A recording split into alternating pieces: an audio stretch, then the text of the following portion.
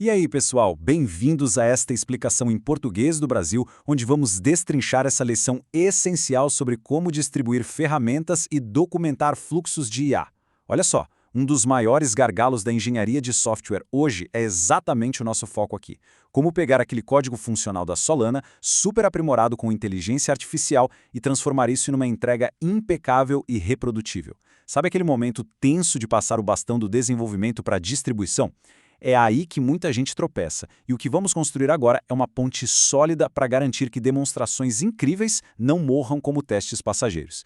E a grande pergunta que fica é a seguinte: como transformar um código isolado em um produto real de equipe? Porque, convenhamos, todo mundo já sentiu na pele a dor de uma transferência mal feita. Aquela famosa e trágica síndrome do "poxa, mas na minha máquina funciona perfeitamente".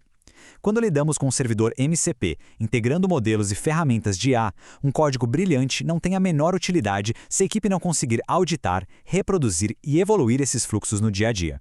Para resolver esse de vez, nossa rota de hoje tem 5 paradas bem diretas. Número 1. Do conceito à distribuição. 2. 3 artefatos essenciais. 3. Um exemplo prático focado na Solana. 4. A documentação como API humana. E 5. Preparando a entrega final. Então, vamos começar. Passo 1. Do conceito à distribuição.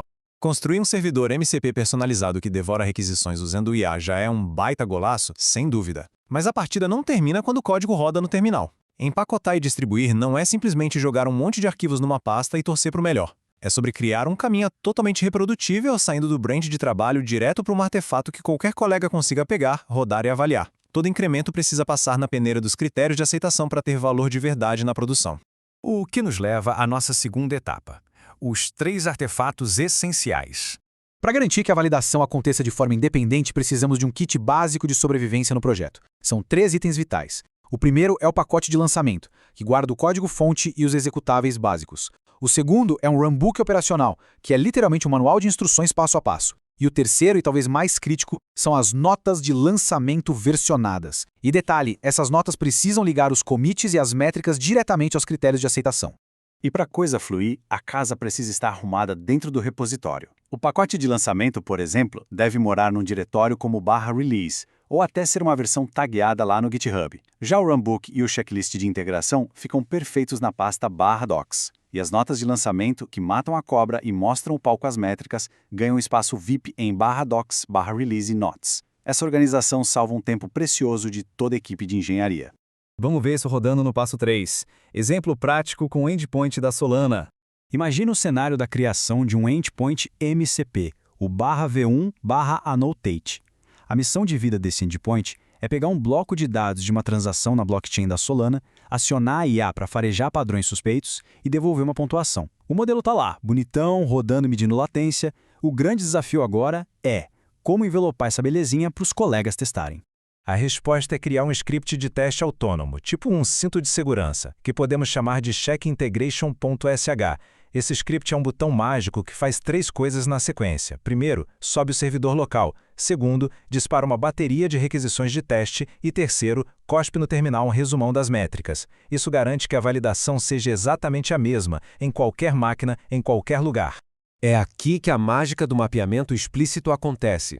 Se a regra de ouro do projeto diz que a anotação precisa ocorrer em 200 milissegundos num teste de estresse, as notas de lançamento têm que comprovar isso na cara do gol. Precisamos registrar qual foi o comando exato de carga sintética, as variáveis de ambiente que estavam ativas e a latência exata que o script retornou. E isso acaba, de uma vez por todas, com a cultura do achismo. Chegamos então ao passo 4, a documentação como uma API humana. A grande virada de chave no modelo mental da equipe é passar a enxergar a documentação como uma API para humanos. Da mesma forma que uma API de sistema dá contratos super rígidos para as máquinas conversarem sem erros, a nossa documentação precisa entregar a mesma previsibilidade para os desenvolvedores. Chega daquelas páginas de texto infinito, o foco tem que ser em documentação estritamente acionável. Olha o paralelo genial aqui. Numa API de máquina, lidamos com requests, responses e endpoints. Na nossa API humana, traduzimos isso para 3 pilares: pré-condições, ações e observáveis. Ou seja, o que já precisa estar rodando de fundo, tipo Docker, os comandos exatos que a pessoa tem que digitar e o que ela espera ver piscando na tela para saber que deu certo. Tratar a documentação como um teste automatizado elimina qualquer ambiguidade. Tudo isso deságua no que chamamos de DX da equipe, a experiência do desenvolvedor. A ideia é estabelecer convenções bem claras que padronizam o ambiente local e os testes. Quando o caminho é padronizado e todo mundo fala a mesma língua, sabe aquele atrito infinito de quando entra alguém novo no projeto tentando configurar a máquina? Então, ele simplesmente desaparece.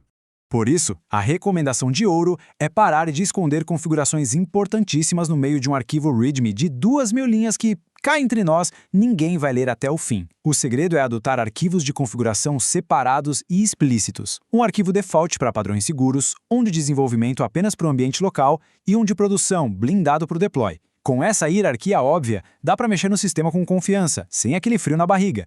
E agora, o nosso último passo, preparando a entrega final. Para realmente aliviar a carga mental de quem vai revisar o código, precisamos redigir uma nota de repasse que seja um tiro certeiro. Ela tem que responder 3 perguntas cruciais de cara. O que eu rodo primeiro? O que na prática significa um sucesso ou uma falha nesse teste?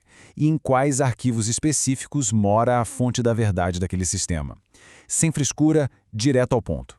Aplicar essa cartilha com disciplina é o que transforma aquela orquestração complexa de IA, muitas vezes enxergada como uma caixa preta, num resultado cristalino e totalmente auditável. As demonstrações frágeis saem de cena para dar lugar a entregáveis robustos. Mapear tudo certinho para os critérios de validação significa elevar o padrão da equipe ao nível máximo.